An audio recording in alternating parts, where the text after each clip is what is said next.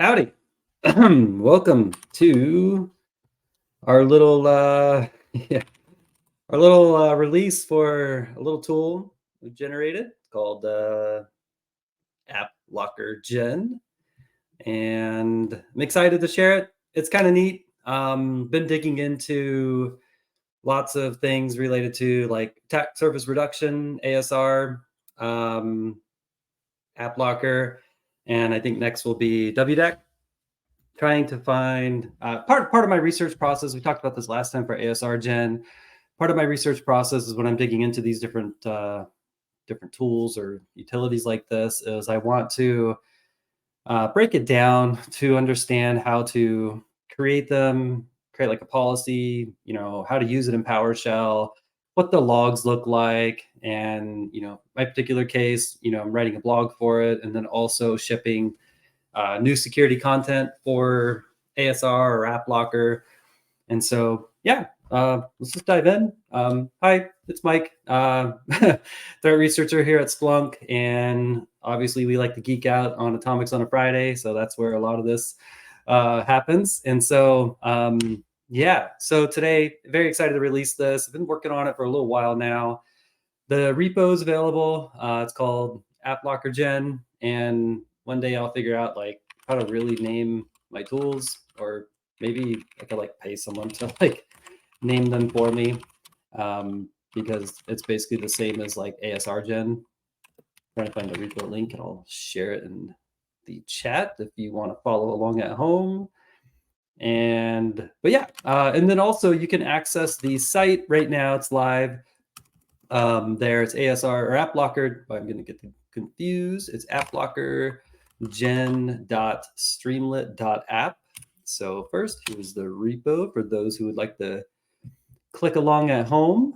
And then here is the link as well for the Streamlit site, right there.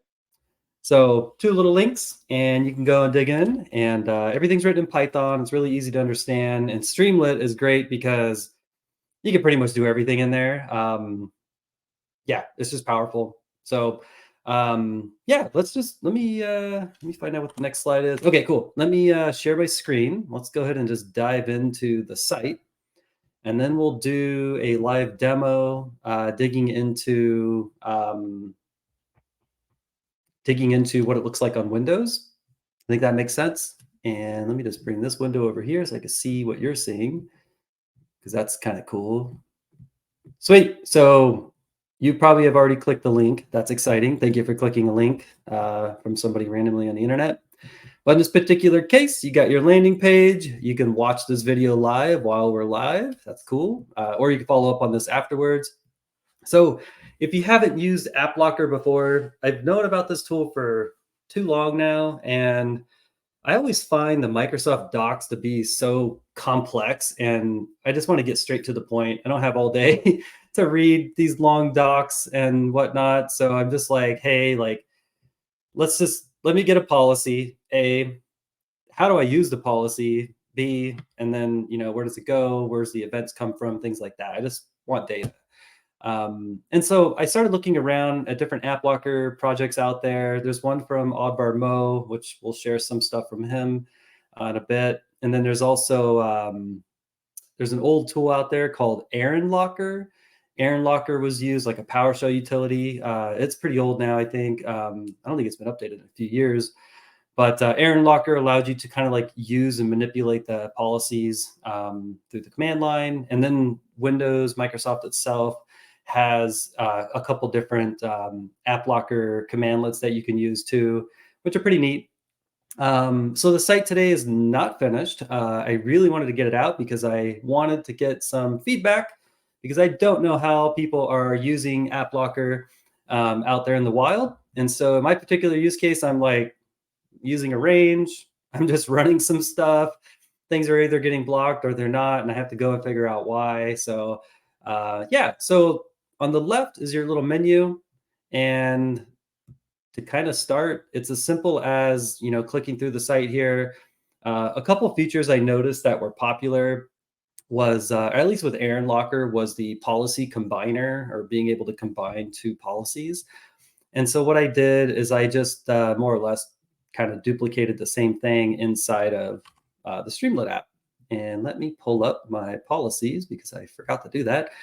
So within the project itself, if you're looking at the repo at all, it does have a bunch of default policies. And those policies were borrowed from, well, one's really old that I developed many, many years ago, but a lot of them were actually borrowed from Oddvar Mo's project. And I'll show his stuff here in just a second. But so in this case, you're looking at this and you're like, Mike, what are you going to do? So you could drag over, I think. Oh, yeah, I got to open it up. 1 second. Here we go. You could drag over your AppLocker policies. Where'd my window go? There it is. And it's as easy as taking two of them. In my case, I'm taking the EXE and DLL policy from Oddvar, and I'm just combining them. And so, yeah, it'll basically just jam these together.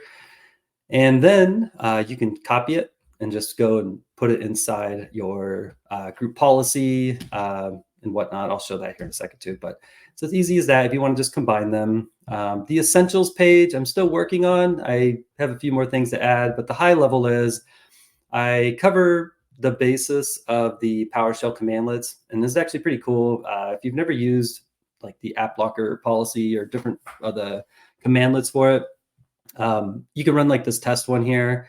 You could take your policy and say like, hey, will this PS1 script run or be denied with this policy? And so it'll tell you it's denied by default, which is pretty cool. And then if they actually had a matching rule inside the policy, one that was specific, say to like PS1 files inside a temp, you did not have the default rules or whatnot, it would tell you the matching rule name or ID, which is pretty cool.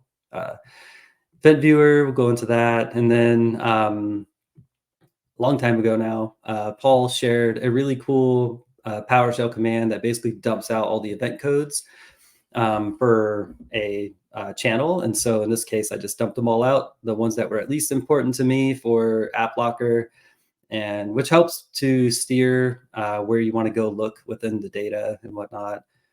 Just some policy rule collection stuff and how it works and whatnot. But yeah, I'll have more details in there soon. I've been debating on how in depth I need to make it. AppLocker is a little more. It's a little bit more straightforward than ASR, but it has a lot more depth to it compared to ASR. So you probably, if you're at ASR.Gen's page, you'll notice the essentials there is a lot deeper. All right. So you want to create a policy, or you want to just play with this and see what happens. When you want to upload some different things to it, see what it does. You can simply drag and drop files to here. On the back end, if you're looking at it on the repo, this particular page uses the Leaf module, and it will extract out the hash rule and publisher rule, or the publisher, and generate the hash. I'm trying to find a binary here to drop in. I, of course, was not ready enough. Let me find a little tiny one, and I can't find a little tiny one. Wait, there's one called payload.exe. Let's see what it does. Okay, so you can see here, it generated a quick little policy. You can change the enforcement. You want to go to audit, you could change it to audit, and it's going to specifically look for this hash and hash, the source name, and then that source file length is all automatically generated for you. And I don't believe it has a publisher, so that's probably why it didn't show up. And if I was ready, let me find a driver. I have little drivers around here somewhere. Maybe not. Let's see, do we have a driver? Yeah, I basically made this page to play with drivers because I was like, oh, this is kind of cool. Like, drop a driver in here and it rips up all the data, tells you everything you wanted to know. Here we go. Get rid of payload. Yeah, nice fluid little interface. So if you're just trying to generate things and whatnot, it moves pretty good. Oh yeah, so here's the driver. It auto updated so fast. Hash rule, and then here's that publisher piece right here. So it just extracts that. Something I did is if you look at a pre-built policy from Oddvar, he you'll notice there's one for like Lobins, and Lobins in particular will his Lobin policy in particular will focus on blocking, say, like install util. And this section right here more or less says block every version of install util. And so it's asterisk asterisk on his policy. And so when I was working on this, I was like, there may be an instance where you don't want to block every instance of a potential, this is a vulnerable driver, but it doesn't mean every version of this vulnerable driver is bad. Or say you're looking at executables, you're like, hey, there's a particular version we do need in my organization. I want to block all the other versions. So in this case, I kind of hard coded it to make it kind of easy of just like only this version. If you know lull drivers, there might be 15, 20 drivers, or like the Mimikatz driver. There's a ton of them. And so it will end up having, if the version info is different for each one, it will end up having a new one for each one instead of a range. And I made it that way just to kind of make it as a safety. But you could always just come in here and wildcard it and call it good. It may or may not update. Oh yeah, I think you have to change it down here, or not change it at all. Oh, you can't change it there either. I have something else to share. Okay, so you can do that. So then, and if you didn't want publisher, you could just click the cool little box and it goes away. Yeah, so clicking to the pre-built policies again, some of these come from Oddbart, and then I also threw in some old ones that I had a long time ago, which is the block extensions one. I also have, I think I created this one based off of my Windows 11 machine, and it's kind of long, but it's mostly complete and very random and interesting. But if you're testing around and want to play with them, click through. Oddbars are these ones right here. They're nicely named and formatted: publisher block, path block. And you can see pretty quickly, what these are doing. So like in this case, this is like a DLL block rule policy, and I think so. Yeah. Or yeah, deny. It'll enforce blocking DLLs out of directories basically, and pretty sure. And yeah, there's a bunch of them in here. So something, as I was looking at these, let me go to the exe one. That's your Lobins one. When I was looking at these, I wanted a way to have a way to kind of look at them and modify them or see what an AppLocker policy had. And I figure if you're an organization and you have, and maybe you have like one giant policy can contain hash rules, publishers, and paths, and scripts and whatnot. So I made this, and this is using a Streamlit module called, what's it called? I already forgot. But it's using a really neat little module that will tell you, it's called it's so easy, code editor, Streamlit code editor, that tells you, rips out all this stuff right here. But the one thing I wanted it to do was have a way for you to come in here and edit this however you want. And if you're not using like VS Code locally with like an XML module or something, you could do it all here on the site. So by default, you'll see your policy that you just pasted. That's cool. I know there's 38 publisher rules. So if you just want to see your publisher rules, you can come in here and you'll see all the publisher rules. And here's that mention of the version info. So wildcard block all command.exe. That sounds like a fun Friday afternoon project. There's a bunch of others in here. So, but yeah. And then, but you're like, hey, Mike, I don't want to block, or hey, org, we don't want to block that block command.exe. You can come in here and just modify your policy like that, which is cool. And this actually, being it's a little code editor in the browser, it does use VS Code shortcuts. So if you're used to VS Code or Vim or Emacs or Sublime, it's all built in. I don't know how to use them, but if you scroll down, this policy is really big. Kind of midway through, there's a little T for shortcuts. Brings up a little window that shows you all the shortcuts here. So if you want to geek out within the browser and modify things, you could do that here. So again, you're editing your policy and you're like, hey, Wimic is actually kind of important in my business. I'm going to just delete this. And so you're like, yeah, just delete that. Uh-oh, got a bunch of errors here. So what do I fix, right? So obviously Control Z, bring it back, and then kind of start from the bottom and delete. But I like that because if you attempt to do this, it does throw the errors. Get something wrong in here, it'll throw down the errors for you, which is cool. And then at the end, it does a little validation. When you hit run, it'll validate that it's a proper XML file so that like what I found when I was geeking out with AppLocker is if you import an improper XML formatted file, it just throws an error and it's like, yeah, this bracket's missing or something. And like, okay, well, where do I start if a bracket's missing? Which bracket? Like where? This file is like forever characters long. So at least in here, you can see pretty quickly, like, okay, yeah, there's something missing. It must be right around here, whatever it may be, right? And then you could do this again and get it back. So I thought that was cool. And then if you're like me and you just wanted to generate really quick ones for like a path, I was just my example one has always just kind of been ctemp for a lot of my testing, and so I don't really mind the scripts. So we'll just run path and I'll hit generate, and it generates a really just basic, deny policy or block policy here for anything in ctemp, which I thought was cool. So that's the app. Probably spent too much time on the app, but I get the gist of it. So let's see. Let's go to sharing my screen and let's play with this and check it out inside of a Windows VM, if I can find it. There it is. This is just a Windows 11 box. Got to actually show my screen. Oh no, is it not going to work? Uh-oh.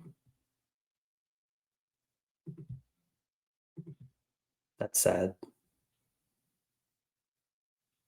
Yep, I think I killed it. Bummer. Well, live demo fails. I have no other screenshots. Well, I was just going to show the event viewer, things like that, and not fair, huh? Bummer. We'll figure it out. So I was just going to show event viewer. I wish I could like capture screenshots and put them in here, but I can't even do that. It's totally dead. Bummer. Event viewer, show what the blocks look like, and I could at least show you what the data looks like inside of a sim, but I can't even show that. Man, I don't want to leave. I need Paul. Paul needs to be here. He's not here. Trying to think quick, how can I get through screenshots in here live? I don't know. It's going to take some work. So I'm bummed about that. I'll have to redo the demo. Bummer. So yeah, from there, we'll just jump along. And a couple things that I wanted to add to it. Nas had some great feedback on a few things. If you notice when you're looking at the editor, the code editor, it by default says like your policy is broken until you hit run. Little things like that. I'll get some of those things cleaned up. Something I started writing was a way for you to upload a EVTX and compare it to a policy. So you can see whether the data inside like a sysmon EVTX or .log file in XML, compare it to an AppLocker policy, and then you can kind of see whether it will block it or not, or audit it, whatever's in there. So I thought that was pretty cool. If you're interested in that, let me know. I'm not sure the true market of AppLocker out there just yet. I had another way to generate policies, more or less was just a way for you to tell it what directories you would like to scan, and it'll pump out a PowerShell script. And you can just run this on a machine and it'll go through and get like all the hash data and the path data and pump out a little policy for you, which is pretty cool. It was neat. I do have atomic test, and I was going to show those today. But again, if you've used AppLocker before, and played with like the default rules, you'll know pretty quickly that it blocks with the default rules mostly everything outside of those approved paths that it generates by default. So whatever policy you are deploying, you want to either like make it specific by paths or by like file extension and whatnot based on like auditing within your environment. So it's just one thing to kind of keep in mind when you're playing. But the atomic tests are cool. I'll get those shipped out. They're mostly done. There's like a VBA, a VBE. I think I have an HTA and stuff in there too, so I could geek out on those different things. But everything's just kind of based on feedback and how I've been playing with this. Tell me how you're using it or AppLocker in general. Like, is there something like a huge pain point with AppLocker that you're just like, this thing's so hard to do X and Y? Send it my way. I'm really curious. Maybe AppLockerGEN can help you, where we can add a new page to it to help you. A couple things I learned. I went in assuming that you really did have to specify everything that you wanted to be prevented. Found out that those default rules are just like, if you only have the two allowed default rules, everything outside of that just gets blocked, which is pretty wild. But if if you deploy default rules in your org, you probably end up with lots of chaos. So probably if you wanted to, put default rules out there in audit mode and just see what happens. Something else I learned, I didn't know this, but with the AppLocker, it doesn't apply to the administrator user. And I don't know if that means it applies to every user in the administrator's group. But for the administrator user itself, none of the policies are applied. So in my demo, I would just show logging in or doing a run as to PowerShell and then run the different atomic tests that we have in there. So that's kind of like a little thing. That was kind of an assumption. I thought it just applied to everybody on the machine, which it doesn't. So I thought that was neat. Let's see what other notes are on there. Granularity is pretty important. If you read Oddvar's repo, and all those links are on the site as well, which I would share that, but I can't even share my screen anymore. But yeah, all the links are on there. But he mentions, when you are deploying AppLocker in an enterprise, you'll want to create different group policy objects and take like the exe one, apply it to this object for exes and deploy that, and kind of just go down the list. Obviously, your audit mode's your friend. You can just deploy audit and see what's happening out there in the wild. The data is really rich, and I wish I could show you in the demo how it looks because it's actually really good. The data is really cool, and you can capture all the event logs and ship them to wherever you want to. Obviously, or you can run it locally and just like parse through with PowerShell and, kind of do little stats and, which files are running from which a lot. And you can filter that out and whatnot. So pretty cool. And yeah, I need to come up with some better project names, and I need to get my screen share working, which I'm really sad about that. So one big thing I noticed, and I'm leaving out WDAC right now, is if you do deploy ASR and AppLocker, and I'm not talking like even like constrained language mode in PowerShell or disabling PowerShell or whatever it may be. These two things alone are extremely powerful for reducing that attack surface. So if you're looking at either or both, definitely give them a good look. It's super powerful. I was kind of geeking out on it today because I was like, well, what if I deploy or what if I, tell it to just block everything, which is default rules, and, run something out of ctemp, and it's just like, wow, it's kind of like, it's why they come up with all these like low bin bypasses, right? Like install util and ms build, or just loading things up left and right. But using both of these, like you're kind of going from, initial access using all the different ASR stuff, and then down to like AppLocker, whether you allow things to run out of certain paths or preventing things and just different, Windows script host things out of these directories, or all script hosts running from them. So there's a lot of power in these, and I hope that you're able to check the tool out, give it a spin, and deploy some AppLocker maybe in a lab, and see what happens. But yeah, thank you for listening. I think there's a couple folks here. If you're catching up on this afterwards, thanks for checking it out. I will try to get my machine to work and we'll do a better live demo. And yeah, thank you again. Check out the site, applockergen.streamlit.app. And yeah, shoot over any GitHub issues or questions or requests. And I will see if I can get another session going where my screen will be shared. But thank you all again. Have a good day.